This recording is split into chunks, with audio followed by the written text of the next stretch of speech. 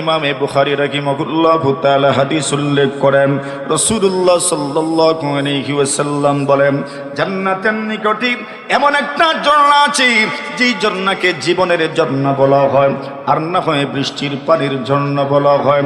রাসূল বলেন, ওই ঝর্ণার মধ্যে তাদেরকে নিক্ষেপ করা হবে। যেই মাত্র ঝর্ণার মধ্যে, নদীর মধ্যে, পুকুরের মধ্যে ওই মানুষগুলোকে ডুব দেওয়ানো হবে। আল্লাহর রাসূল বলেন, ওই নদীর মধ্যে ডুব দিবে, ডুব দেওয়ার সঙ্গে সঙ্গেই তাদের চেহারা পূর্ণিমা রজনীর চাঁদের মতো সুন্দর হয়ে যাবে। আল্লাহর নবী বিশ্ব নবীজি মুহাম্মদুর রাসূলুল্লাহ সাল্লাল্লাহু আলাইহি ওয়াসাল্লাম বলেন, ওই মানুষগুলো কি পরিমাণ সুন্দর হবে, হঠাৎ করে কিভাবে এত সুন্দর হয়ে যাবে। রাসূল উদাহরণ দিলেন, উম্মত শুনে রাখো, যদি তোমার জমিনের মধ্যে তুমি যেখানে ফসল উৎপাদন করো, ওই জমিনের মধ্যে যখন পানি ভেড়ে যায়, একদিন দুই দিন বৃষ্টি দিল, পানি ভেড়ে গেল, হঠাৎ করে যখন পানি নিচের দিকে নামতে শুরু করে, বিগত কয়েক বছর আগে বন্যা হয়েছিল, ওই সময় আপনার এলাকার মধ্যে দেখেছেন বিভিন্ন স্থানে এই পরিমাণ পানি হয়েছিল। পানি যখন নেমে গেছে, গাছের বীজ অথবা গাছের বীজগুলো জমিনের পারে অথবা আপনার নদীর পারে যে কোনো খড়কুটার সাথে বেশি বেশি এসে জমিনের পারে লেগে গিয়েছিল। যখন বন্যার পানি নেমে গেছে, বৃষ্টির পানি নেমে গেছে, একদিন দুই দিন যেতে না যেতেই দেখা যায় হঠাৎ করে গাছের বীজ অথবা গাছের বীজটা এমনভাবে ফুলে উঠে, এমনভাবে ফেটে যায়, ওই বীজের থেকে আল্লাহ তাআলা সুন্দর গাছ উৎপাদিত করেন। ওই গাছটা কেমন হয়? আল্লাহ রাসূল বলেন, ফায়ামবুতুন কামা তামবুতুল হিব্বাতু ফি জাওয়ানিবিস সাইল। আল্লাহর হাবিবুল উম্মত যেমন ভাবে ওই নদীর কিনারায় অথবা জমিনের কিনারায় হঠাৎ করে গাছের বীজটা যখন ফেটে যায়, ওই গাছের বীজ থেকে যেমন হলুদ বর্ণ ধারণ করে মোটা তাজা একটা পাতা গজায়, মাত্র একদিন দুই দিনের ব্যবধানে পাতা গজায়। রাসূল বলেন, ওই মানুষগুলো যখন জান্নাতের নদীর মধ্যে ডুব দিবে, এদের চেহারা সাথে সাথেই পরিবর্তন হয়ে যাবে। সুবহানাল্লাহ। আল্লাহর হাবিব বলেন, আল্লাহ তাআলা জাহান্নামের জিম্মাদার ফেরেশতা ওনাদেরকে সম্বোধন করে বলবেন, আমার যে সকল বান্দা বান্দীর অন্তরে সামান্য পরিমাণ ঈমান আছে। কি পরিমাণ ঈমান? আল্লাহর নবীজি বলেন, সরষের দানা পরিমাণও যদি ঈমান থাকে, আল্লাহর রাসূল বলেন, আল্লাহ পাক আদেশ করবেন তাদেরকে জাহান্নাম থেকে বের করো, জাহান্নাম থেকে বের করে তাদেরকে জান্নাতের মেহমান বানায়া দাও। জোরে বলেন সুবহানাল্লাহ। আল্লাহর হাবিব বিশ্ব নবী মুহাম্মদুর রাসূলুল্লাহ সাল্লাল্লাহু আলাইহি ওয়াসাল্লাম বলেন, ওই মানুষগুলো জাহান্নামে জ্বলতে জ্বলতে পুরাটা শরীরই তো জ্বলে গেছে, চেহারাও জ্বলে গেছে, পুরা শরীর জ্বলসে গেছে, পুরাটা শরীরের রং পরিবর্তন হয়ে গেছে, এমন ভাবে পরিবর্তন হয়েছে পুরাটা শরীর কালো হয়ে গেছে। আল্লাহর নবীজি সাল্লাল্লাহু আলাইহি ওয়াসাল্লাম বলেন, এই দুনিয়াতে যত জিনিস আগুনের মাধ্যমে জ্বলে যায়, যত সুন্দরী হোক আগুনের মাধ্যমে জ্বলে যাওয়ার কারণে একদম কালো বর্ণ ধারণ করে কালো হয়ে যায়। সাদা সাদা জিনিস জ্বলে যাওয়ার পরেও কালো হয়ে যায়। আল্লাহর রাসূল বলেন, ফায়ুখরাজুনা কাদিসওয়াদ্দু, এদেরকে জাহান্নাম থেকে এমন ভাবে বের করা হবে, আল্লাহর নবীজি বলেন এমন ভাবে জাহান্নাম থেকে বের করা হবে, পুরাটা শরীর কালো হয়ে গেছে, পুরাটা বডি কৃষ্ণ বর্ণ ধারণ করেছে, পুরাটা শরীর কালো হয়ে গেছে। এটা তো জানেনি জান্নাতের মধ্যে কোনো কালো মানুষ প্রবেশ করবে? জোরে বলেন, জান্নাতে তো কোনো কালো মানুষ ঢুকবে না, জান্নাতে কোনো কালো মানুষ প্রবেশ করবে না। আল্লাহ রাসূল সাল্লাল্লাহু আলাইহি ওয়াসাল্লাম বলেন, জান্নাতি মানুষ প্রথম যেই দল মানুষ জান্নাতের মধ্যে প্রবেশ করবে, রাসূল বলেন ওই মানুষগুলোর চেহারা কি পরিমাণ সুন্দর হবে। আল্লাহ রাসূল বলেন, চাঁদ যেমন সুন্দর, জান্নাতে প্রবেশকারী ওই দলের চেহারা চাঁদের চাইতেও আরো বেশি সুন্দর হয়ে যাবে। সুবহানাল্লাহ। আল্লাহর নবী বিশ্ব নবীজি বলেন, এরপরে ধারাবাহিক স্তর বাই স্তর আল্লাহ পাক আরো মানুষদেরকে জান্নাতে প্রবেশ করাবেন। আল্লাহর নবী বলেন তৃতীয় পর্যায়ে যারা জান্নাতের মধ্যে প্রবেশ করবে, রাসূল বলেন চাঁদের চাইতে তাদের চেহারার মধ্যে উজ্জ্বলতা শুভ্রতা কম হবে, কিন্তু আসমানের মধ্যে যতগুলো তারকা আছে নক্ষত্র আছে, ওই নক্ষত্ররাজির তারকারাজিগুলোর মধ্য থেকে যে তারকা সবচেয়ে সুন্দর, এমন ভাবে ধারাবাহিক ওই মানুষগুলোর চেহারা সুন্দর হবে এবং সুন্দর চেহারা নিয়ে আল্লাহর জান্নাতে প্রবেশ করবে। আল্লাহর বান্দাগুলোর চেহারা একদম কালো হয়ে গেছে, এমন চেহারার মানুষ তো জান্নাতে প্রবেশ করবে না। এত সুন্দর জান্নাত, এমন সুন্দর জান্নাতে কালো চেহারার মানুষ তো মানায় না, শুভ পায় না। আল্লাহর রাসূল সাল্লাল্লাহু আলাইহি ওয়াসাল্লাম বলেন জান্নাত কেমন? রাসূলুল্লাহ সাল্লাল্লাহু আলাইহি ওয়াসাল্লাম বলেন হিয়া ওয়া রাব্বিল কাবা নূরুন ইয়াতালালা।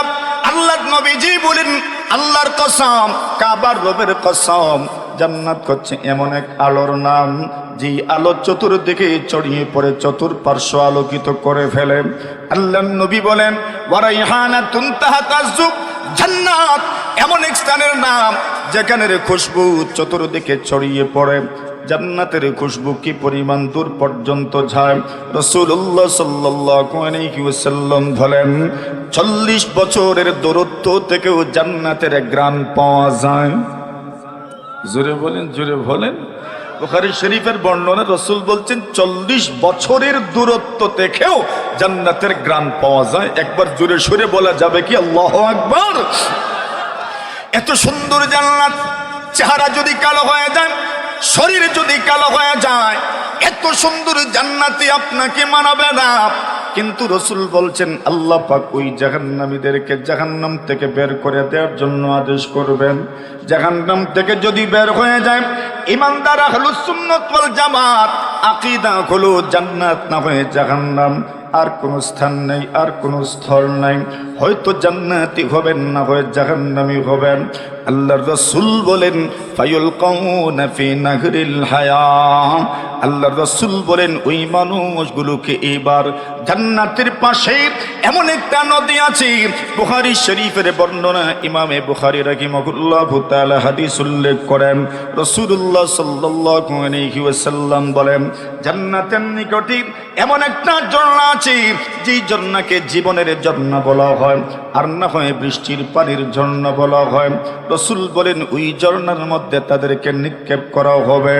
যেই মাত্র ঝর্ণার মধ্যে, নদীর মধ্যে, পুকুরের মধ্যে ওই মানুষগুলোকে ডুব দেওয়ানো হবে, আল্লাহর রাসূল বলেন ওই নদীর মধ্যে ডুব দিবে, ডুব দেওয়ার সঙ্গে সঙ্গে তাদের চেহারা পূর্ণিমা রজনীর চাঁদের মতো সুন্দর হয়ে যাবে।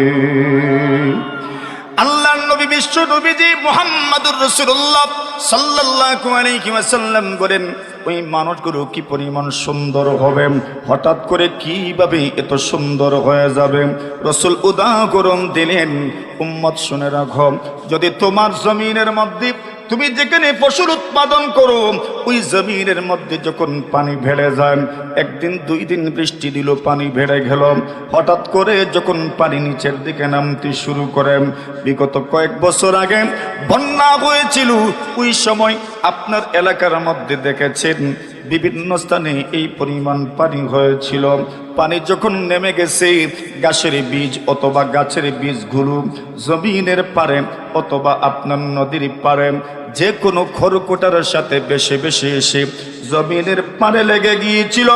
যখন বন্যার পানি নেমে গেছে, বৃষ্টির পানি নেমে গেছে, একদিন দুই দিন যেতে না যেতেই দেখা যায় হঠাৎ করে গাছের বীজ অথবা গাছের বীজটা এমনভাবে ফুলে উঠে, এমনভাবে ফেটে যায়, ওই বীজের থেকে আল্লাহ তাআলা সুন্দর গাছ উৎপাদিত করেন।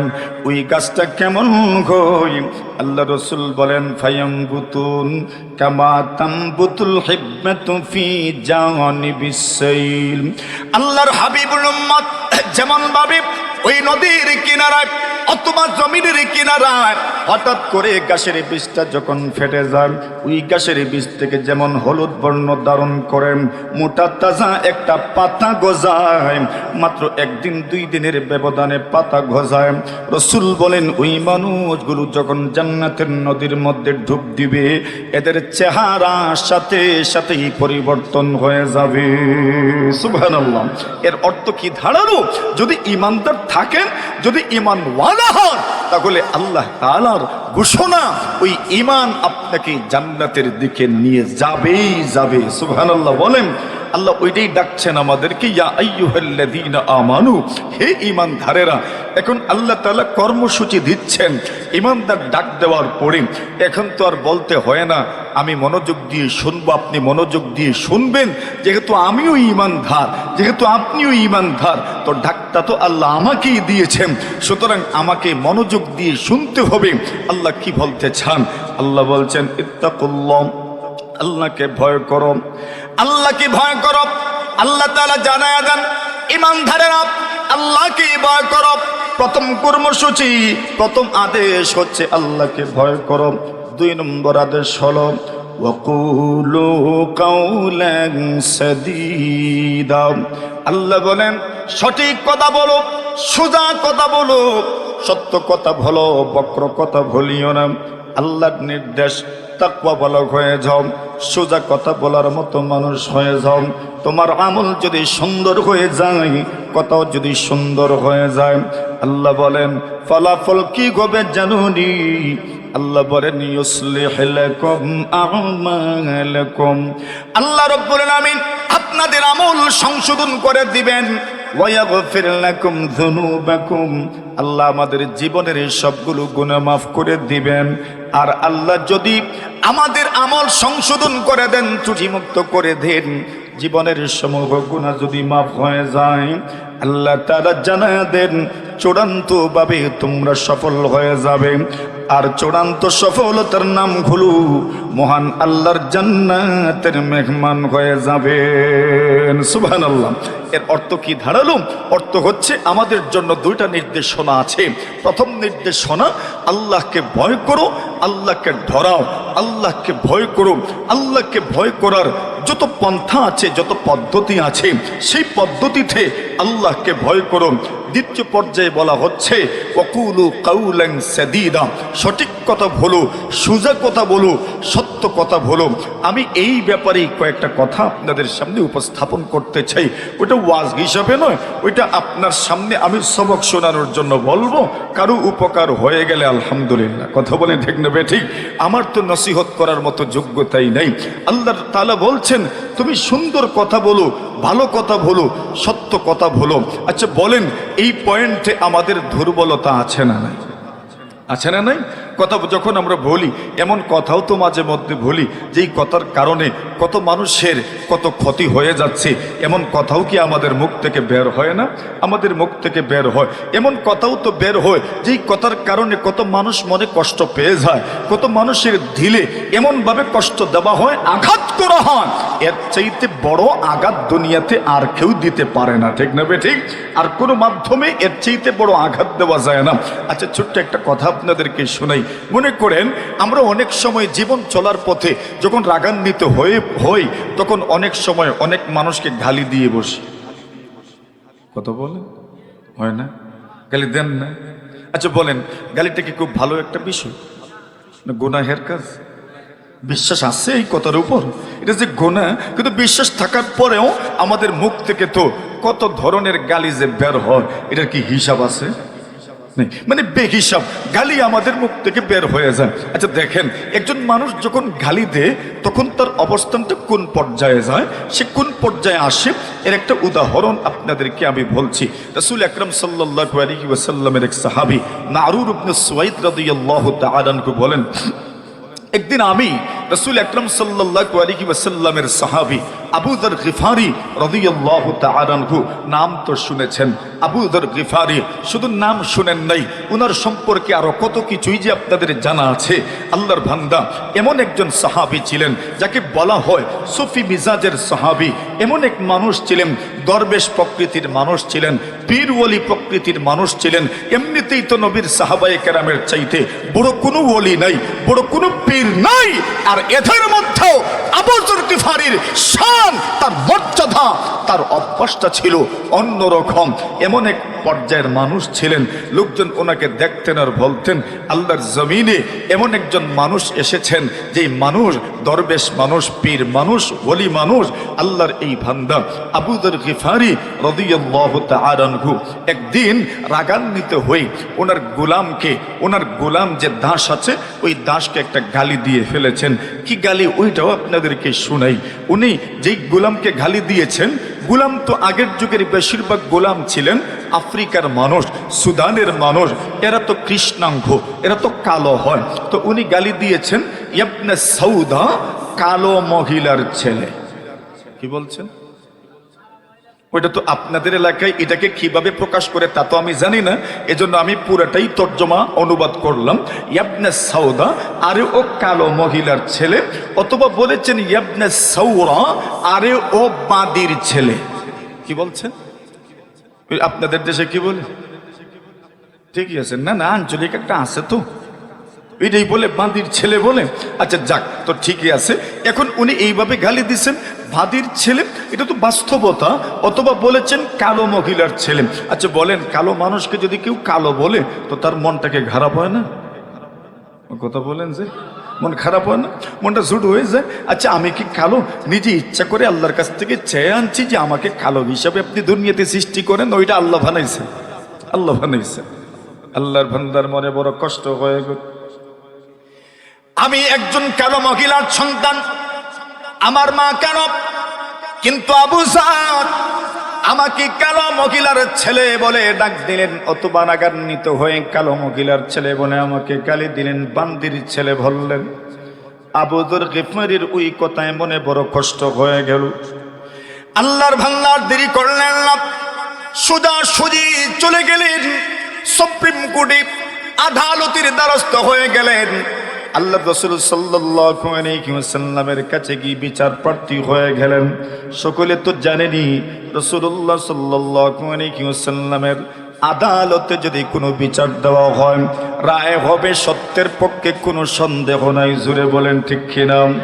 এজন্যই পৃথিবীর মধ্যে এত সুন্দর পরিবেশ তৈরি করে গিয়েছিলেন পৃথিবীর যারা ইতিহাস বিশ্লেষণ করেন, শুধু মুসলমান নয়, অমুসলিম যারা ইতিহাস বিশ্লেষণ করেছেন, যারা নিরপেক্ষভাবে ইতিহাস বিশ্লেষণ করেছে, অমুসলিম হওয়া সত্ত্বেও তারা বলতে বাধ্য হয়েছে মুহাম্মদুর রাসূল এই পৃথিবী পরিচালনার জন্য, পারিবারিক জীবন, সামাজিক জীবন, রাষ্ট্রীয় জীবন, আন্তর্জাতিক জীবন পরিচালনার জন্য যে আইন এবং কানুন, যে দাস্তুর এবং নিয়ম নীতি পৃথিবীর মানুষের সামনে রেখে গেছেন, ওই দুনিয়ার সকল ইউরোপিয়ানরা বলতে বাধ্য হয়েছে।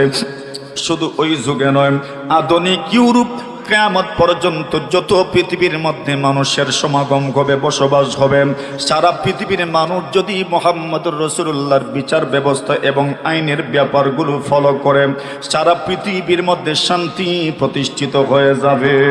সুবহানাল্লাহ। ওইটা শুধু মুসলমানদের বক্তব্য নয়, যারা নিরপেক্ষ দৃষ্টিতে ইতিহাস বিশ্লেষণ করে সেই সকল অমুসলিমদের বক্তব্যটাও এরকমই।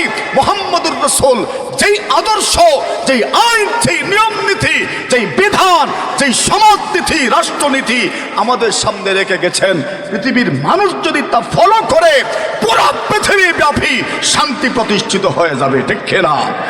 এটা তো আমাদের বিশ্বাস তো আছেই, অমুসলিমরা পর্যন্ত এটা স্বীকার করতে বাধ্য।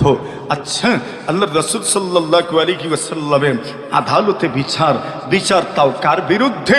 নবীজির এমন একজন সাহাবীর বিরুদ্ধে, যিনি একজন পীর মানুষ, দরবেশ প্রকৃতির মানুষ।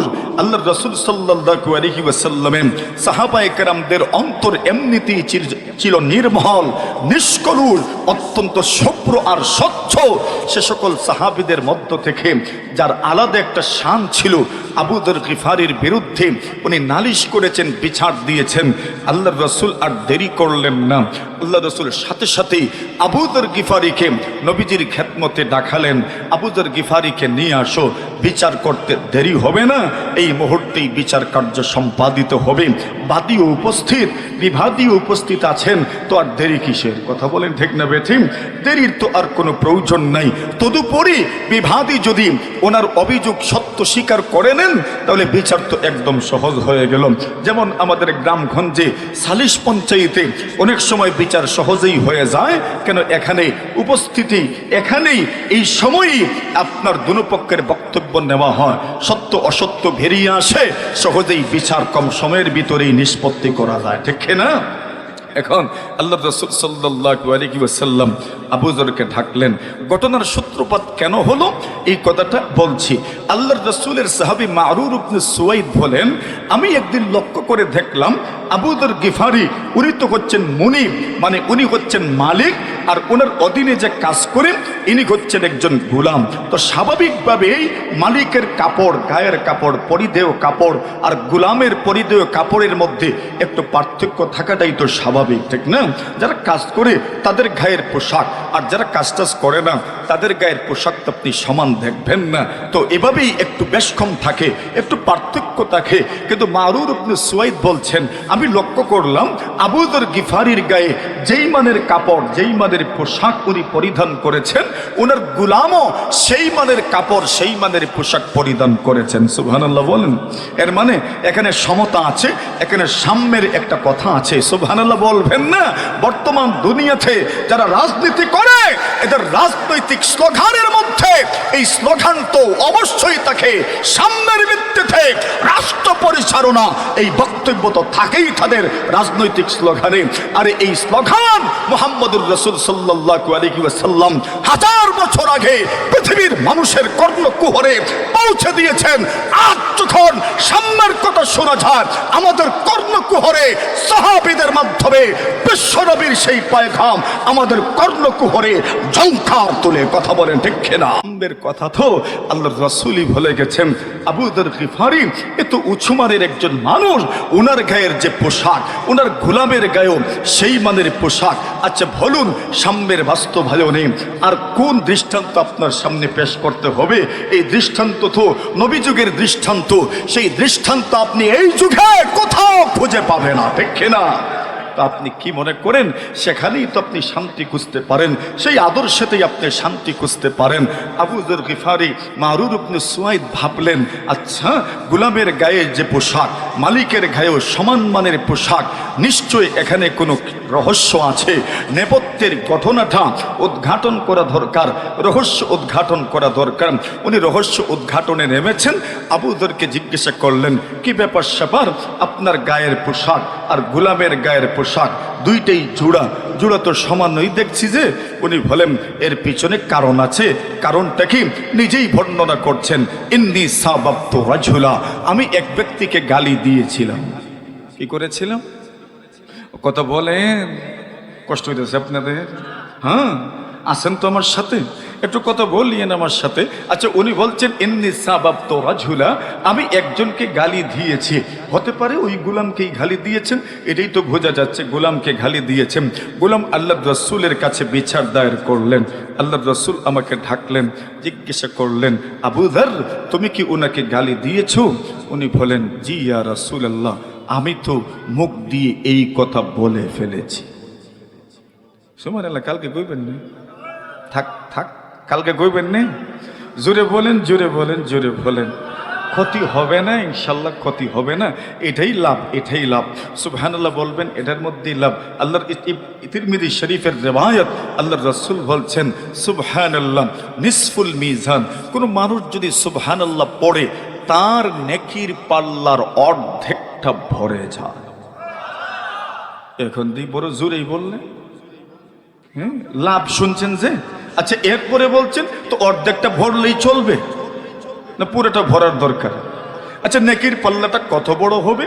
আল্লাহ রসুল মুহাম্মদুর রাসূলুল্লাহ বলেন, দাউদ আলাইহিস সালাতু ওয়াস সালাম উনি একদিন স্বপ্নে দেখলেন আল্লাহ পাক ওনাকে নেকির পাল্লা দেখাচ্ছেন। তো হযরত দাউদ আল্লাহ তাআলার কাছে আরজ করলেন, আল্লাহ পাক আপনার মিজান কেমন হবে, আপনার ইনসাফের মানদণ্ড কেমন হবে, আপনার ন্যায়ের মানদণ্ড কেমন হবে, যদি একটু আমাকে দেখাতেন। আল্লাহর রাসূল দাউদ বলেন, আল্লাহ পাক আমাকে দেখালেন, আমি ইনসাফের মানদণ্ড দেখলাম। কত বড় দেখেছি। দাউদ আলাইহিস সালাতু ওয়াস সালাম বলেন, আমি লক্ষ্য করলাম ইনসাফের মানদণ্ডের এক একটা পাল্লা, পাল্লা বুঝেন তো, এক একটা পাল্লা 7 আসমান 7 জমিনের চেয়েও আরো বড়। এখন একটা পাল্লা যদি এত বড় হয়, আল্লাহ রাসূল বলছেন সুবহানাল্লাহ নিসফুল মিজান, কেউ যদি সুবহানাল্লাহ পড়ে এত বিশাল পাল্লার অর্ধেকটা ভরে যায়। বাস অর্ধেকটা ভরলেই আমরা খুশি, তো পুরোটাই ভরতো।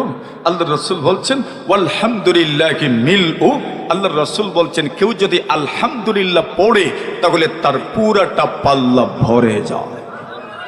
জোরে জোরে বলেন, জোরে বলেন, জোরে বলেন, জোরে বলেন, মাশাআল্লাহ। আচ্ছা, আর আমি আপনাদেরকে কষ্ট দিব না, এখন নিজের জিম্মায় বলিয়েন। আল্লাহ রাসূল সাল্লাল্লাহু আলাইহি ওয়াসাল্লামের সাহাবী আবু যর গিফারি রাদিয়াল্লাহু তাআলা আনহু বলেন, জি ইয়া রাসূলুল্লাহ, আমি তো তাকে এইভাবে বলে ফেলেছি। আচ্ছা বলেন, আপনারা বুঝে থাকলে উনি যে বলছেন কালো মহিলার ছেলে অথবা বাদীর ছেলে, এটা কি আমরা যত ধরনের গালি জানি এই তুলনায় গালি হইছে? কি তা কোন আপনারা গালি হয়েছে? এটা তো কোনো গালি হয়েছে না।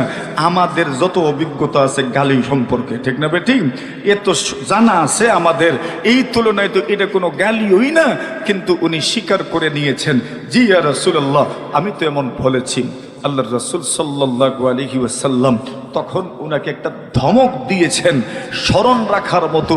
আল্লাহর রাসূল বলছেন, ইন্নাকা মুরউন ফিকা জাহিলিয়া, আরে আবু যর, তুমি তো এমন এক মানব যার মধ্যে এখনো মূর্খতা বর্বরতা রয়ে গেছে।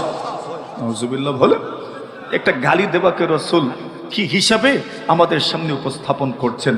মূর্খতা, এটা বর্বরতা, এটা অজ্ঞতা। তুমি গালি দিয়েছো, তুমি মূর্খতা করেছো, তুমি গালি দিয়েছো, তোমার থেকে বর্বরতা প্রকাশ পেয়েছে, তুমি গালি দিয়েছো, তোমার থেকে অজ্ঞতা প্রকাশ পেয়েছে। এবার বলেন না, ওই ছোট্ট একটা গালি দেওয়া, এটা তো জবান থেকে বের হয়, এই গালির কি পরিমাণ ভয়াবহতা কিছুটা অনুমান করতে পেরেছেন? আচ্ছা আসলে এই কথাটা আপনাদেরকে আরেকটা হাদিসের মাধ্যমে আমি বুঝাই, কষ্ট হচ্ছে না তো? হ্যাঁ, তিতা ওয়াজ হচ্ছে যে একটু একটু তিতা তিতা হচ্ছে না?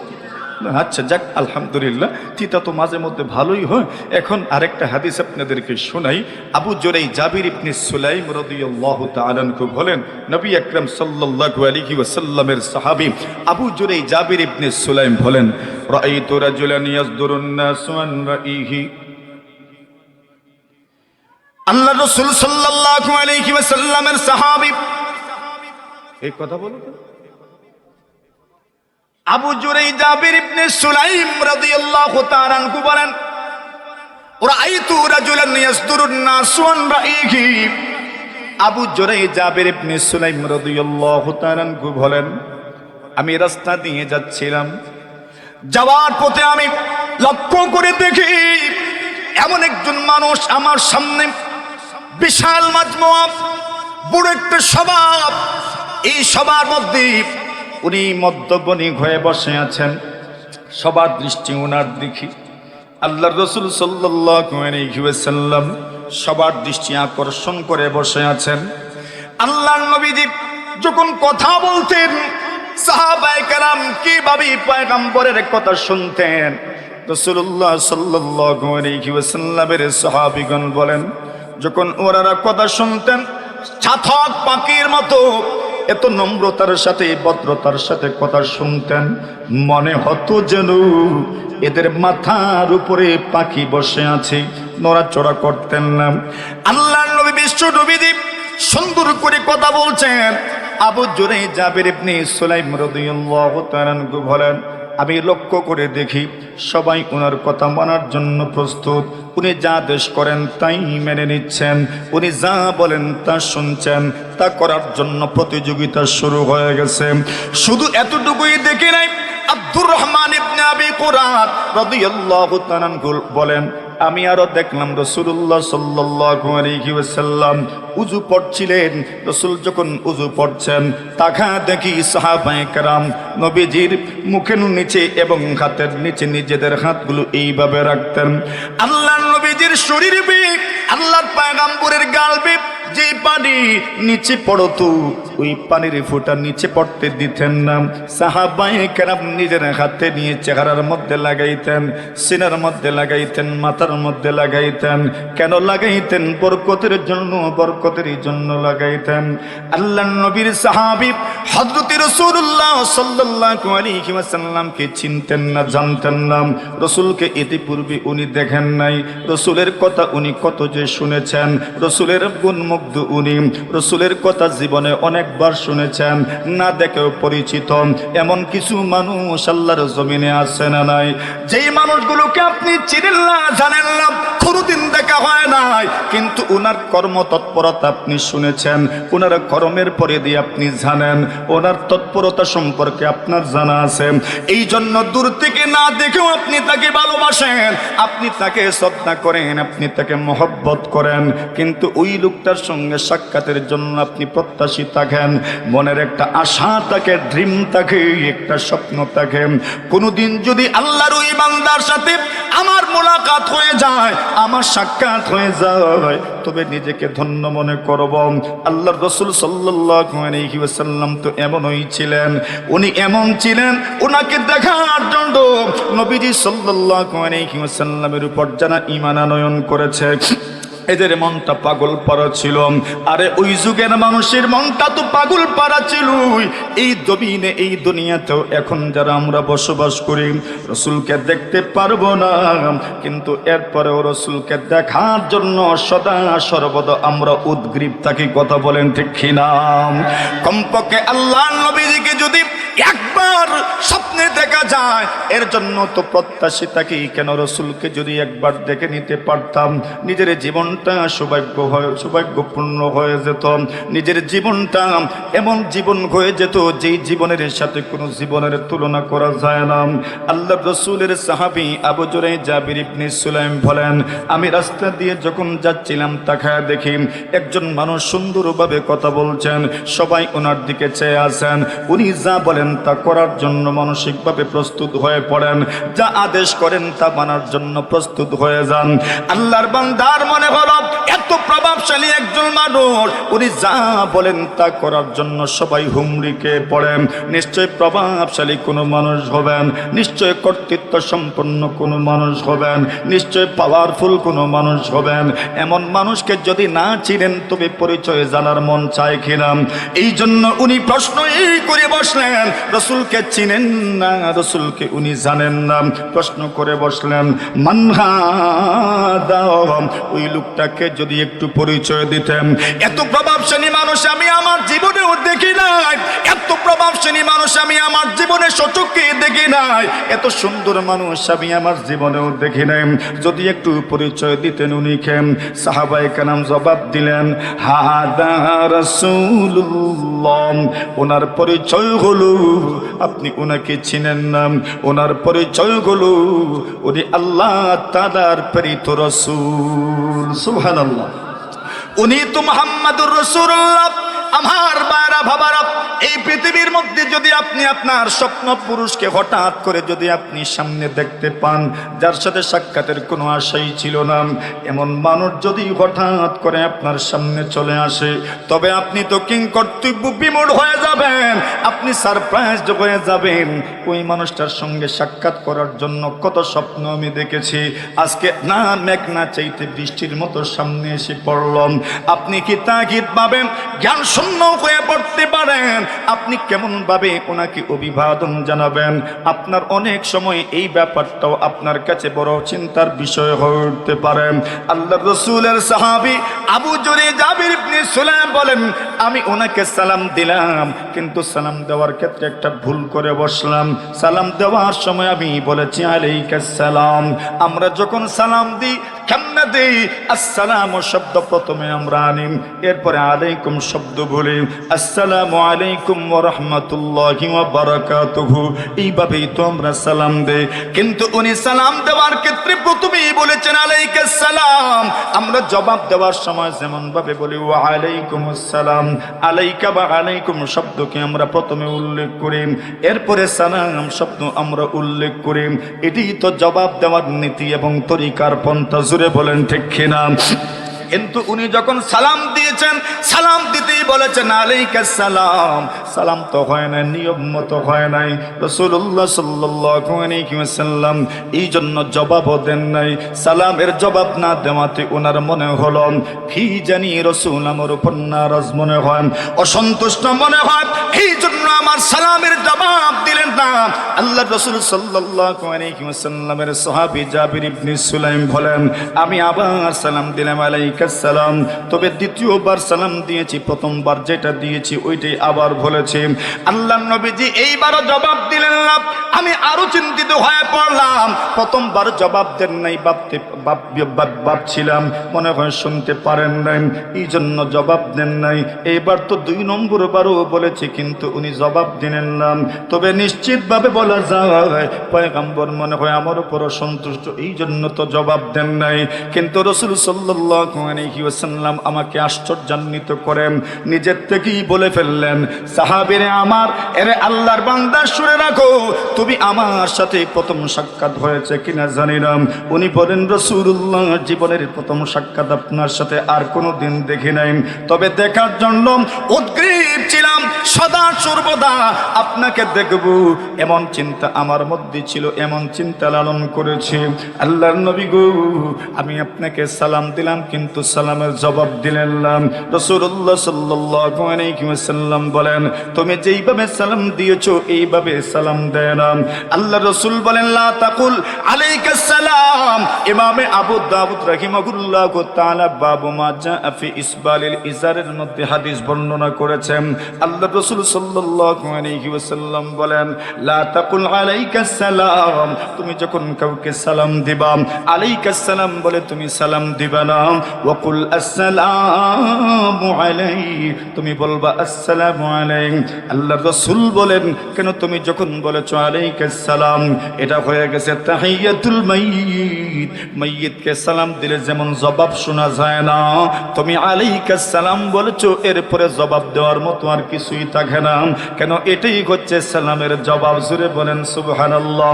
প্রথম সাক্ষাতেই আল্লাহর নবী ওনার যে ভুল হয়েছে সেই ভুলের সংশোধন পয়গম্বর সংশোধন করে দিলেন। এইবার আল্লাহর নবীর সাহাবী আবু জুরাইজ জাবির ইবনে সুলাইম বলেন, আল্লাহর নবী গো, এই জীবনে আপনার সঙ্গে আজকে সাক্ষাৎ হলো, জানি না আর কোনোদিন সাক্ষাৎ হবে কিনা গো। আল্লাহর নবীজি মেহেরবানি করে আপনি যদি আমাকে কিছু নসিহত করতে পারতেন, যে নসিহতের উপর আমল করে আমি আমার আখিরাত গুছায় নিতে পারতাম, আমি পরকালের পাতেও সংগ্রহ করে নিতে পারতাম, এমন কিছু নসিহত আপনি আমাকে করে দেন। আল্লাহ রাসূল সাল্লাল্লাহু আলাইহি ওয়াসাল্লাম বলেন, ঠিক আছে, তুমি যেইভাবে আমার কাছ থেকে উপদেশ শুনতে চেয়েছ এইভাবে আমি তোমাকে উপদেশ করে দিচ্ছি। আল্লাহর রাসূল কি উপদেশ করেছেন এই কথাটাই মুখ্য বিষয়। আল্লাহর রাসূল সাল্লাল্লাহু আলাইহি ওয়াসাল্লাম উপদেশ করতে যাইয়া বলেন, লা তাসুববান্না আহাদাম। আল্লাহর নবী বিশ্ব নবীজি আবু জুরাইজ জাবির ইবনে সুলাইম রাদিয়াল্লাহু তাআলা আনহুকে বলেন, আবু জুরাইজ শুনো, লা তাসুববান্না আহাদাম, এই পৃথিবীর মধ্যে তুমি যতদিন বেঁচে থাকবে, যতদিন তুমি হায়াতে থাকবে, তুমি তোমার জীবনেও কোনো মানুষকে গালি দিবা না। সুবহানাল্লাহ বলেন। রাসূলের নসিহত শুনেছেন, উপদেশটা শুনেছেন, প্রথম উপদেশই করেছেন, লা তাসুববান্না আহাদা, কাউকে তুমি গালি দিবা না। অবশ্যই অবশ্যই তুমি কাউকে গালি দিবে না, ইনশাআল্লাহ বলেন। আর জোরে কোন, এটা তো আল্লাহর কাছে তৌফিক চাও, আল্লাহর কাছে তো তৌফিক চাইতে হয়, নতুবা তো অনেক আমল আমরা করতে চাই কিন্তু তৌফিক হয় না। আল্লাহর কাছে তৌফিক চাইলে তো আল্লাহ তৌফিক দেবেন। এখন ইনশাআল্লাহ বলেছি, আল্লাহ যেন আমাদেরকে তৌফিক দান করেন, আমিন বলেন। দেখেন এটা ভদ্রতার ভিতরেও পড়ে না, সভ্যতার ভিতরেও পড়ে না, ওইটা সৌজন্যতার ভিতরেও পড়ে না। এখন বলছেন আমি তো গালি দিব না, রসুল বলছেন তুমি কাউকে গালি দিবা না। দেখেন নবীর সাহাবী আমলের লাইনে এরা কোন উচ্চতায় পৌঁছেছিলেন। আবু জুরে জাবির ইবনে সুলাইম রাদিয়াল্লাহু তাআলা আনহু বলেন আল্লাহর রাসূল সাল্লাল্লাহু আলাইহি ওয়াসাল্লাম বলেছেন কাউকে গালি দিও না। ফামা সাবাবতু বা'দাহু হুররান ওয়ালা আবদান ওয়ালা শাতান ওয়ালা বাঈরাম। আল্লাহর নবীর সাহাবী বলেন পৃথিবীর মানুষ শুনে রাখো, আল্লাহ নবী যেদিন বলেছেন তুমি কাউকে গালি দিবা না, এই কথাটা শোনার পর থেকে আমি আমার জীবনে কোনো স্বাধীন মানুষকেও গালি দেই নাই, কোনো নেতাকেও গালি দেই নাই, কোনো ধনী মানুষকেও গালি দেই নাই, কোনো চাকরকেও গালি দেই নাই, আমার অধীনস্থ কাউকে গালি দেই নাই। মানুষকে গালি দেব দূরের কথা, আমি আমার জীবনে কোনো চতুষ্পদ জন্তুকেও গালি দেই না। আল্লাহু আকবার বলেন। আমি আমার জীবনে কোনো চতুষ্পদ জন্তুকেও গালি দেই নাই। মনে মনে ভাববেন এটা কি আমাদের পক্ষে সম্ভব? আরে একটা একটা করে কমায় দিলে 30 দিনে যদি 30টা গালিই কমে যায় তো থাকবে কয়টা? আরে কথা বলেন ঠিক না বেঠিক? একদমই সহজ। উনি বলছেন আমি আমার জীবনে কোনো চতুষ্পদ জন্তুকেও পর্যন্ত গালি দেই নাই। কেন? রাসূল বলেছেন লা তাসুব্বান্না আহাদা, তুমি কাউকে গালি দিও না। বলছেন ফামা সাবাবতু বা'দাহু হুরদান ওয়ালা আবদান ওয়ালা শাতান ওয়ালা বাঈরা, কোন চতুষ্পদ জন্তুকে গালি দেই নাই, কোন মানুষকে গালি দিব দূরের কথা, কোন চতুষ্পদ জন্তুকেও গালি দেই নাই। আমাদের এই সমাজ ব্যবস্থায় অনেক সময় আমরা বাবারা মায়েরা নিজের সন্তানদেরকেও এমন এমন গালি দেই যে গালি শুধু গালি নয় বরং কোন কোন পর্যায়ে বদদুয়াও। কথা বলেন ঠিক না বেটি? আচ্ছা বলেন বাবা হয়ে মা হয়ে যদি আমি আমার সন্তানকে গালি দেই বদদুয়া দেই তো আমার সন্তানের জন্য দোয়া করবে কেনা? আল্লাহর রাসূল তো বলছেন 3 ধরনের দোয়া কবুল হয়ে যায়, চাই সেটা পজিটিভ দোয়া হোক অথবা নেগেটিভ দোয়া হোক, 3 ধরনের দোয়া আল্লাহ কবুল করেন। এর মধ্যে মাতা পিতার দোয়া, এটা বদদুয়ার পর্যায়ে যদি হয় আল্লাহ কবুল করেন। আপনি যদি আপনার সন্তানকে গাধা বলে গালি দেন, আপনি যদি আপনার সন্তানকে অমানুষ বলে গালি দেন, আপনি যদি আপনার সন্তানকে নির্বোধ বলে গালি দেন, তাহলে বলুন না আপনার সন্তানকে একজন আপনার আদর্শ নাগরিক এভাবে এমন শব্দ চয়ন করে ডাকবে কে? কেন? আপনার সন্তান তো আপনার থেকে অনুপ্রাণিত হতে পারবে না। আপনি যদি আপনার সন্তানকে বলেন তোকে দিয়ে কোনো কাজ হবে না, তাহলে এই সন্তানটার জন্য দোয়া করবে কে? বলে কথা বুঝছেন না? কেন আপনি বলছেন আপনার সন্তানকে তোরে দিয়ে কিছু হবে না, তো কাকে দিয়ে হবে বলেন? তো আপনি আপনার সন্তানকে দিয়ে কিছু হবে না বলছেন, তো এর মানে কি আপনি নিরাশ হয়ে গেছেন? সন্তানের জন্য আপনি বদদুয়া দিয়ে ফেলছেন? না না, এমন বদদুয়া দিতে নাই। সন্তানকে বলতে থাকাম বাবা তোমাকে দিয়ে হবে, চেষ্টা করতে থাকো, চেষ্টা চালায় যাও, তুমি বিভ্রান্ত হবে না, পথভ্রষ্ট হবে না, ব্যর্থ হবে না, আল্লাহ তোমার সহায় হবে। এটা আপনার পক্ষ থেকে আপনার সন্তানের জন্য একটা দোয়া। কথা বলেন ঠিক কিনা? আবু জুরাই জাবির ইবনে সুলাইম বলেন রাসূলুল্লাহ সাল্লাল্লাহু আলাইহি ওয়াসাল্লাম আমাকে নসিহত করলেন তুমি জীবনেও কাউকে গালি দিও না। আল্লাহর নবীর সাহাবী ইকরিমা ইবনে আবি জাহাল, আবু জেহেলের সন্তান ইকরিমা ইবনে আবি জাহাল, আবু জেহেল রাসূলুল্লাহ সাল্লাল্লাহু আলাইহি ওয়াসাল্লামের শত্রু এবং দুশমন, আল্লাহর দ্বীনের শত্রু এবং দুশমন, আল্লাহর দ্বীনের শত্রুতা করেই তো মারা গেল। ইকরিমা ইবনে আবি জাহাল ওই লোকটা বাবার মতো ইসলামের দুশমন, পয়গম্বরের দুশমন। আল্লাহর রাসূল সাল্লাল্লাহু আলাইহি ওয়াসাল্লাম মক্কাতুল মুকাররমা যেদিন বিজয় হইল, মক্কা বিজয়ের দিন পয়গম্বর আলাইহিস সালাতু ওয়াস সালাম সবার জন্য মাফের ঘোষণা করলেন। সকলের সবগুলো গুনাহ মাফ করে দেওয়া হলো, সকলের সব অপরাধ আল্লাহর রাসূল মাফ করে দিলেন, নিরাপত্তা দিলেন। যে ব্যক্তি আবু সুফিয়ানের ঘরে প্রবেশ করবে তার জন্য নিরাপত্তার বিষয়টা ক্লিয়ার করলেন। কিন্তু কয়েকজন মানুষের ব্যাপারে বলা হলো ওই মানুষগুলোকে যেখানে পাওয়া যাবে সেখানেই হত্যা করা হবে, এদের জন্য কোনো নিরাপত্তা নাই। এদের মধ্যে একজন ছিলেন ইকরিমা ইবনে আবি জাহাল, যার ব্যাপারে পয়গম্বর ফাঁসির আদেশ দিয়েছেন, যেখানে পাও সেখানেই হত্যার আদেশ দিয়েছেন। ইকরিমার স্ত্রী মনে মনে ভাবলেন স্বামীর বিরুদ্ধে তো গ্রেফতারি পরোয়ানা জারি হয়ে গেছে। স্বামী স্ত্রীকে বললেন স্ত্রী আমার, আমি আর মক্কায় থাকবো না, আমি চলে যাব দুনিয়ার অন্য কোনো স্থানে।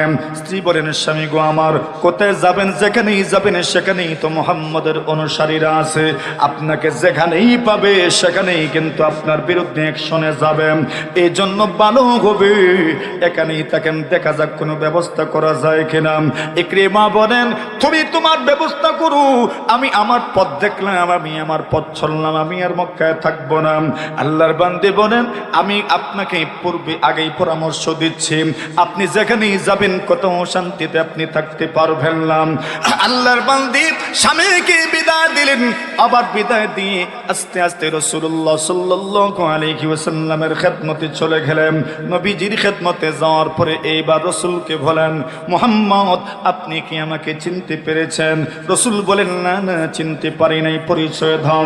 উনি পরিচয় দিলেন আমি ইকরিমার স্ত্রী, আমি এসেছি আপনার কাছে। কেন এসেছো আমার কাছে? ইকরিমার স্ত্রী বলেন আমি আপনার কাছে এসেছি, আপনি আমাকে উদ্দেশ্য করে কিছু বলতে চাইলে বলতে পারেন, আমি কি করব না করব আপনি আমাকে কিছু বলেন। আল্লাহর নবী বলেন ইকরিমার স্ত্রী আমি তোমাদেরকে ইতিপূর্বে যা বলেছি আজকেও তোমাদেরকে সেই কথার পুনরাবৃত্তি করছি, সেই কথাটাই তোমাদেরকে আবার বলছি। আল্লাহ রসুল তাদের কাছে দিনের দাওয়াত পৌঁছায় দিয়েছেন, ইমানের দাওয়াত। রসুল বলেন তোমাদেরকে বলেছিলাম মুসলমান হয়ে যাও, আল্লাহকে এক বলে স্বীকার করে নাও, আমাকে রসুল বলে স্বীকার করে নাও, সেই কথাটা আজকে আবার বলছি।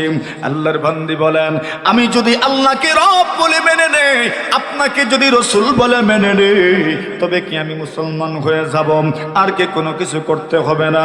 আল্লাহ রসুল বলেন হ্যাঁ এই দুইটা বিশ্বাসের মাধ্যমে তুমি মুসলমান হয়ে যাবে। আল্লাহর বান্দী বলেন মুহাম্মদ আর দেরি করতে চাই না গো, এই মুহূর্তে আপনি আমাকে কালিমা পড়ায়া দেন, মুসলমান হয়ে যেতে চাই। রাসূল পড়ায়া দিলেন, আল্লাহর বান্দিও পড়ে নিলেন আশহাদু আল্লা ইলাহা ইল্লাল্লাহ ওয়া আশহাদু আন্না মুহাম্মাদার রাসূলুল্লাহ। আমি সাক্ষ্য দিলাম আল্লাহ ছাড়া কোনো মাবুদ নাই, আর সাক্ষ্য দিলাম মুহাম্মদ সাল্লাল্লাহু আলাইহি ওয়াসাল্লাম আল্লাহর তাআলার রাসূল। এইবার ইকরিমা স্ত্রী বলেন ওগো রাসূল মুহাম্মদুর রাসূলুল্লাহ, ইয়া রাসূলুল্লাহ, ইয়া হাবিবাল্লাহ, আপনার সাহাবী আবু বকর, আপনার সাহাবী ওমর, আপনার সাহাবী ওসমান, আপনার সাহাবী আলী, এদের মর্যাদা তো বেশি, কোনো সন্দেহ নাই। আমিও তো মুসলমান হয়ে গেলাম, আপনিও আপনার আমিও আপনার মহিলা সাহাবীদের অন্তর্ভুক্ত হয়ে গেলাম, কিন্তু আমি নিজেও জানি আবু বকরের যে মর্যাদা, ওমরের যে মর্যাদা, আমার সেই মর্যাদা নয়, সেটা আমারও জানা আছে। কিন্তু আপনার কাছে জানতে চাই আবু বকরের যে নাগরিক অধিকার, আমারও কি সেই নাগরিক অধিকার? সুবহানাল্লাহ বলেন, মানে নাগরিক অধিকারে কি আমরা দুজন সমান সমান?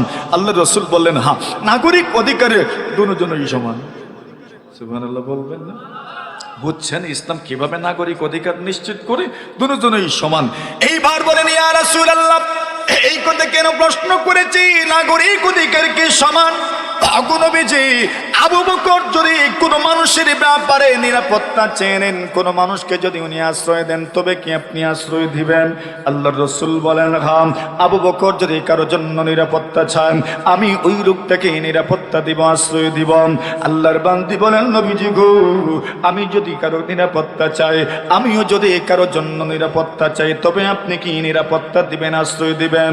আল্লাহর রাসূল বলেন হ্যাঁ, তুমিও যদি কারো নিরাপত্তা চাও, আমি রাসূল তোমার কথা মতো তার জন্য নিরাপত্তা নিশ্চিত করব। সুবহানাল্লাহ। আল্লাহর বান্দী বলেন ইয়া রাসূলুল্লাহ, ইয়া হাবিবাল্লাহ, তবে গো আমি আমার স্বামী ইকরিমার জন্য নিরাপত্তা চেয়ে নিলাম। আল্লাহ রাসূল বলেন যাও, আমি ইকরিমার জন্য নিরাপত্তা নিশ্চিত করলাম।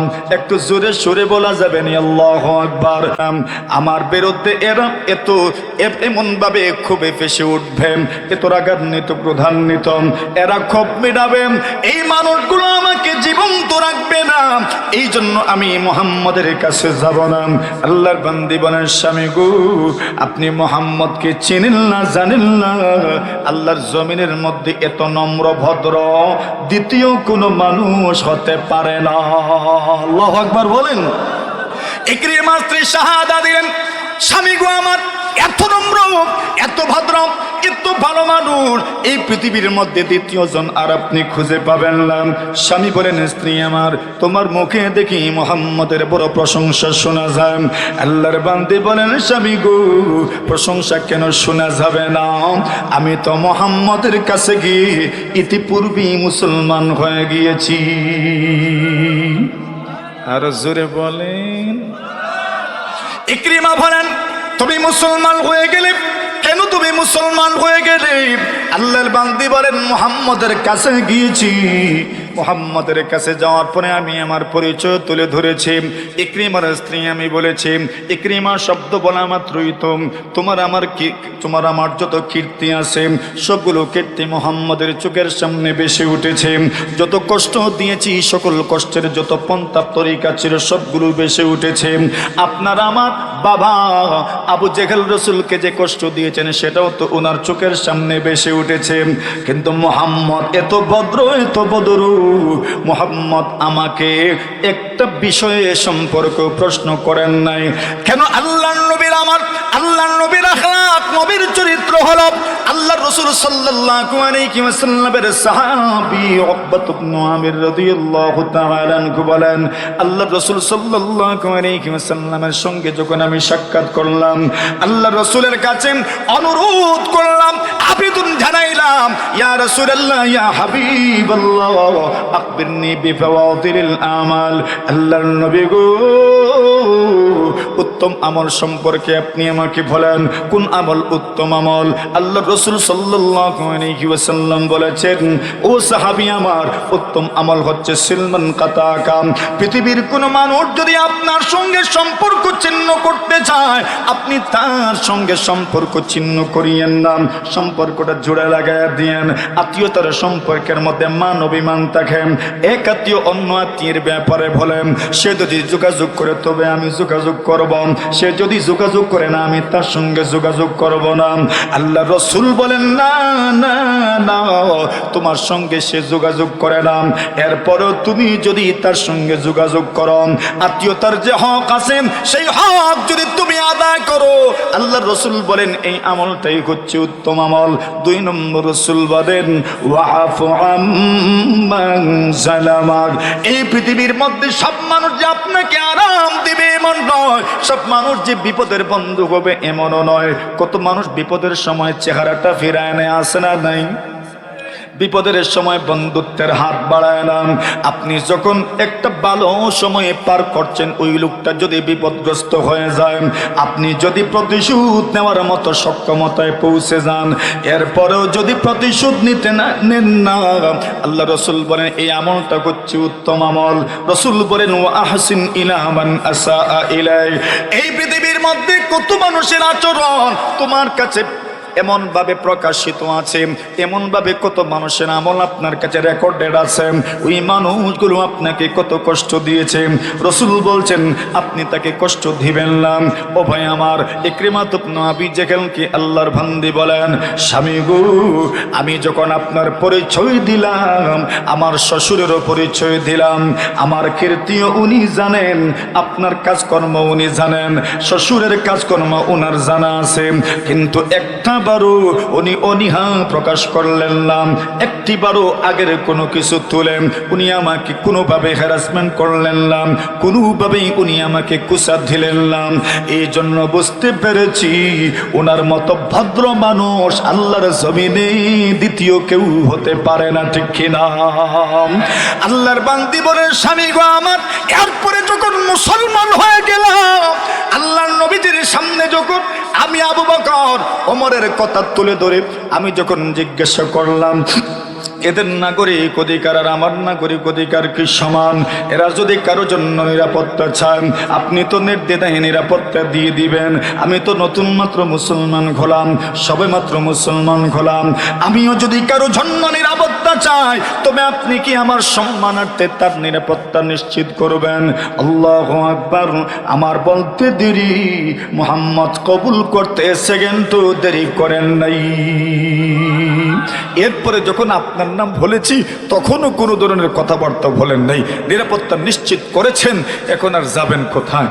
চলেন না মুহাম্মদের খেদমতেই চলে যায়। জোরে বলেন না সুবহানাল্লাহ। আরে ওই জায়গাতে যে প্রশান্তি আছে দুনিয়ার আর কোথাও এই প্রশান্তি, আরো জোরে বলেন, দুনিয়ার আর কোথাও এমন প্রশান্তি নাই। রাসূলুল্লাহ সাল্লাল্লাহু আলাইহি ওয়াসাল্লামের সামনে যদি যেতে পারেন, যাবেন আপনি যখন অন্তরটা ফ্রেশ করে যাবেন, যে দেখেন আল্লাহর রাসূলকে দেখবেন, নূরানি চেহারাটা দেখবেন, ঈমানের মশাল আপনার অন্তরে জ্বলে যাবে, ঠিক কি না? কথা বলেন ঠিক কি না? হর সিনা নশীবান নেহি জিবরিল আবিকা, হর সিনা নশীবান নেহি জিবরিল আবিকা, হর ফিক্র নেহি তাইর ফিরদাউস কা সৈয়াদ, হর ফিক্র নেহি তাইর ফিরদাউস কা সৈয়াদ। সুবহানাল্লাহ বলেন। কবি ইকবাল বলছেন, আরে কিছু মানুষের দিল তো দিল নয়, কিছু মানুষের দিল যেন জিবরিল আমিনের আসা যাওয়ার বাসা। সুবহানাল্লাহ বলেন। কিছু মানুষের দিলে ফেরেশতাদের আসা যাওয়া চলে, ওটা আল্লাহ এক জায়গায় বলছেন তাতানাজ্জালু আলাইহিমুল মালাইকা। মুফাসসিরিন বলেন শুধু মৃত্যুর সময়ই ফেরেশতারা আসেন না, মানুষের বিপদের সময়, কষ্টের সময়, চিন্তার সময়, পেরেশানির সময় আল্লাহর ফেরেশতারা তার বান্দার কাছে আল্লাহর বান্দার কাছে আসেন, আর ওই বান্দাকে বলেন চিন্তা করিস না, ভয় করিস না। দেখবেন অনেক চিন্তিত ছিলেন, অনেক ভীত সন্ত্রস্ত ছিলেন, কিন্তু ফেরেশতা আসছেন আপনার কাছে আর বলছেন চিন্তা করিস না, ভয় করিস না। দেখবেন হঠাৎ করে চিন্তা আর ভয় উদাও হয়ে যায়। কথা বলেন ঠিক না বেটি? এটা তো আল্লাহর পক্ষ থেকে দান। जो दुनिया फितरत से नहीं लायक परवाज, जो दुनिया फितरत से नहीं लायक परवाज, उस मुर्ग के बेचारा का अंजाम के उफ्तार, उस मुर्ग के बेचारा का अंजाम के उफ्तार। अल्लाह अकबर বলেন। ওইটা মুমিনের অন্তর, তো মুমিনের অন্তরে এগুলো আসবেই, এগুলো আসতে থাকবেই। আল্লাহর বান্দী বলেন চলেন না মুহাম্মদের কাছে যাই। উনি বলেন ঠিক আছে চলো, তুমি যখন বলছো না যে তো পারিও না, স্থির কথা কি আর সব সময় উড়িয়ে দেওয়া যায়? আরে কথা বলেন, মাঝে মধ্যে তো মেনেই নিতে হয়, ঠিক না? এখন এই জায়গাতেও তো এত কিছু করলেন, তো মেনে তো নিতে হবে। আচ্ছা চলো, তুমি যেটা ভালো মনে করো। উনি আগে আর উনি পিছে। আল্লাহর রাসূল দূর থেকে দেখছেন ইকরিমা আসছেন। সুবহানাল্লাহ বলেন, ঠিক না? এটা সুবহানাল্লাহ বলেন। ইকরিমা আসছেন যে রাসূল দেখছেন, আল্লাহ রাসূল সাহাবায়ে কেরামদেরকে বলছেন ইয়াতিকুম ইকরিমাতু ইবনু আবি জাহল মুমিনান মুহাজিরা। কষ্ট হইতেছে আপনাদের? আল্লাহ রাসূল বলছেন ইয়াতিকুম ইকরিমাতু ইবনু আবি জাহল, তোমরা দেখছো তোমাদের কাছে ইকরিমাতু ইবনু আবি জাহল আসছেন। সুবহানাল্লাহ বলেন। মুমিনান মুহাজিরা, মুমিন হয়ে মুহাজির হয়ে, মুহাজির মানে উনি আপনার কুফরি তরক করেছেন, কুফরি ছেড়ে দিয়েছেন, গুনাহ ছেড়ে দিয়ে ঈমান কবুল করার জন্য, নেক আমল করার জন্য উনি আসছেন। এইবার মূল কথায় আমরা আসলাম। রাসূল বলছেন ফালা তাসুব্বু আবাহু, তোমরা তার বাবাকে গালি দিও না। সুবহানাল্লাহ বলেন। ইকরিমার বাবার নাম আবু জাহেল। এখন আবু জাহেল তো কুফরের অবস্থায় মারা গেছে। এখন যখন আবু জাহেলের সন্তানকে ওনারা দেখবেন, তো যখন দেখবেন সন্তানকে, তখন কি মনে করেন মনের খুব ফুসে উঠবে না? তখন গালি দিয়েও তো ফেলতে পারেন। আল্লাহর রাসূল বললেন লা তাসুব্বু আবাহু, তোমরা তার বাবাকে গালি দিও না। কেন জানো? ফা ইন্না সাব্বাল মাইয়িতি ইউযিল হাইয়্যা ওয়া লা ইয়াবলুগুল মাইয়িতা।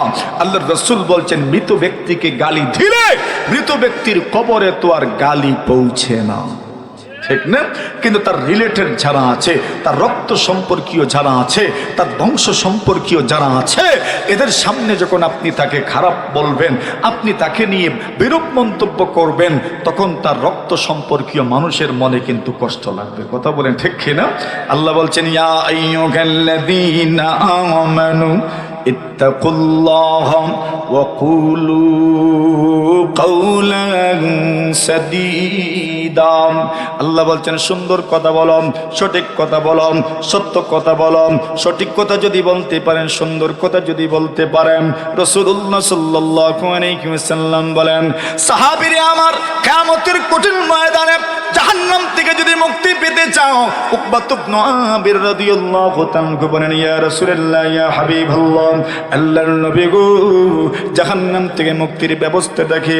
রাসূলুল্লাহ সাল্লাল্লাহু আলাইহি ওয়াসাল্লাম বলেন, জাহান্নাম থেকে যদি মুক্তি পেতে চাও, এই দুনিয়ার সফলতা তো আসল সফলতা নয়, এই দুনিয়ার সফলতা চূড়ান্ত সফলতা নয়, আখিরাতের সফলতা তো চূড়ান্ত সফলতা।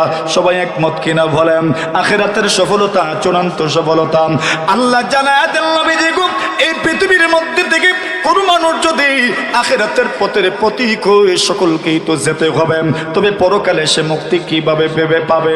আল্লাহ রাসূল সাল্লাল্লাহু আলাইহি ওয়াসাল্লাম বলেন, যদি মুক্তি পেতে চাও, পরকালে যদি সফল হতে চাও, রাসূল বলেন, আমসিক আলাইকা লিসানাক। রাসূল বলেন, জবানকে নিয়ন্ত্রণ করো, জবানকে নিয়ন্ত্রণ করো, জবানকে নিয়ন্ত্রণ করো। জবান যদি নিয়ন্ত্রিত হয়ে যায়, আল্লাহ রাসূল বলেন, আখিরাতে পরকালে আল্লাহর জান্নাতের মেহমান হয়ে যাবেন।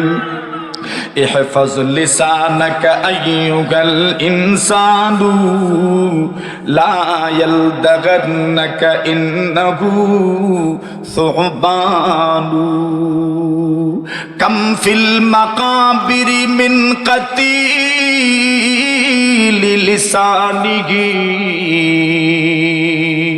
كم في المقابر من قتيل لسانه كانت تخاف لقاءه الأقران। আল্লাহর বান্দা বলছেন, ও মানুষ, আইয়ুহাল ইনসান ইহফাজ লিসানাক, তোমার জবানকে নিয়ন্ত্রণ করো। লা ইয়ালদাগান্নাকা, তোমার জবান তোমাকে কখন নেস মারবে, তোমার জবান তোমাকে কখন আঘাত করে ফেলবে।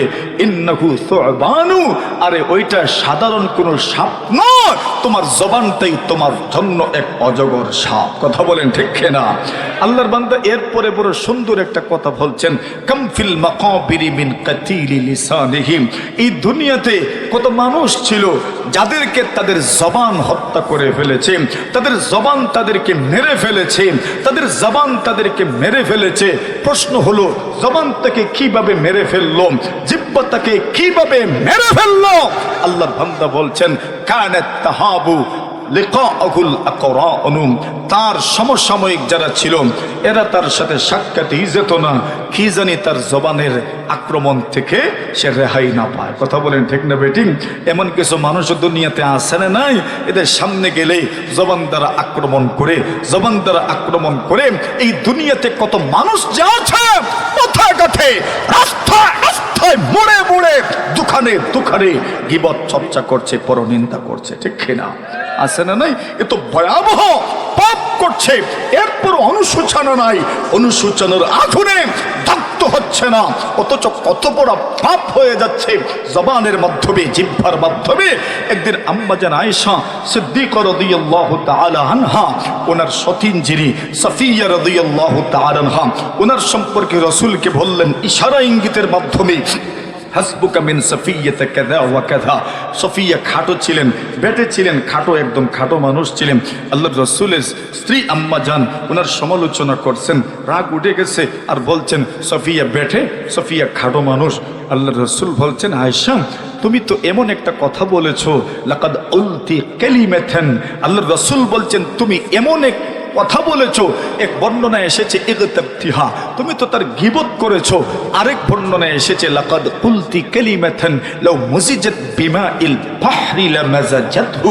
আল্লাহর রাসূল বলছেন, তোমার ওই কথাটাকে যদি সমুদ্রের সাথে মিশিয়ে দেওয়া হয়, সমুদ্রের পানির রং পরিবর্তন হয়ে যাবে, সমুদ্রের পানির স্বাদ পরিবর্তন হয়ে যাবে। নাউজুবিল্লাহ বলেন। ওই গীবতটাও হয়ে যায় কি দিয়ে? জবান দিয়ে। আল্লাহ বলছেন ইয়া আইয়ুহাল্লাযীনা আমানুত্তাকুল্লাহ ওয়া কুলু কাওলান সাদীদা। ফলাফল কি পাবেন আল্লাহ বলেন ইউসলিহ লাকুম আ'মালাকুম, আল্লাহ আপনাদের আমল ত্রুটি মুক্ত করে দিবেন। ওয়া ইয়াগফির লাকুম যুনুবাকুম, আল্লাহ জীবনের সব গুনাহ মাফ করে দিবেন। আওয়াজে বোঝা গেছে জাউনের টাইম হয়ে গেছে যে, আর জোরে সুরে। এখন আল্লাহ বলছেন দুই আমল, ইত্তাকুল্লাহ, আল্লাহকে ভয় করো। এরপর বলছেন ওয়াকুলু কাউলান সাদীদা, তুমি সুন্দর কথা বলো, তুমি খারাপ কথা বলিও না, মিথ্যা কথা বলো না, অসত্যের ধারে কাছেও যেও না, তুমি বক্রতা পূর্ণ কোনো কথা বলো না, বরং সোজা কথা বলো, বক্রতা মুক্ত কথা বলো। আল্লাহর রাসূলকে আল্লাহ জানায়া দিচ্ছেন ফলাফল কি, আল্লাহ আমলকে সংশোধন করে দিবেন। এই দুনিয়ার সবার সংশোধনের প্রয়োজন আছে না নাই? জোরে বলে আছে না নাই? তো আমার সংশোধনের প্রয়োজন, আপনারও সংশোধনের প্রয়োজন। তবে সংশোধনের ক্ষেত্রে যারা সংশোধন করবেন তাদের জন্য উচিত হলো সংশোধন যেভাবে করলে সংশোধন হয় এইভাবেই করা। আল্লাহর রাসূলের কাছে কেউ আসলেন আর বললেন ইয়া রাসূলুল্লাহ আমাকে কিছু নসিহত করেন। রাসূল বলেন লা তাগদাম, গুসা করিস না। এরপরে বললেন, আবার বললেন কিছু নসিহত করেন, বললেন গুসা করিও না। আবার বললেন কিছু নসিহত করেন, রাসূল বলেন গুসা করিও না। দেখছেন, গুসা না করতে বলেছেন, গুসা না করতে বলেছেন, রাগ না করতে বলেছেন। এই দুনিয়াতে কত মানুষ তার সংসার ভেঙে ফেলে রাগান্বিত হয়ে। আরে কথা কোন না, ঠিক না বেটি? আর এরপরে যখন হুশে ফিরে আসে তখন কত ধরনের কথা বানায়। আরে কথা কোন ঠিক না বেটি?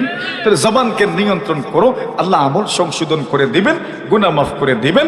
আর যার আমল সংশোধন হয়ে গেল, যার গুনাহ মাফ হয়ে গেল, তার ফলাফলটা কি?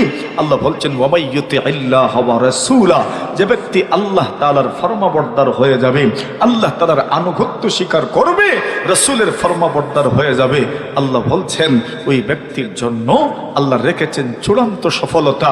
ফাকাদ ফাযা ফাওজান আযীমা, আল ফাওজুল আযীম দুখুলুহুল জান্নাহ, আল্লাহর বান্দা জান্নাতের চিরস্থায়ী মেহমান হয়ে যাবে। জবান নিয়ন্ত্রণ করতে পারবো তো ইনশাআল্লাহ? আল্লাহ পাক আমাদেরকে তৌফিক দান করুন। সবাই বলি আমিন। কথা আর দীর্ঘায়িত করছি না, ধৈর্যচ্যুতি ঘটাচ্ছি না।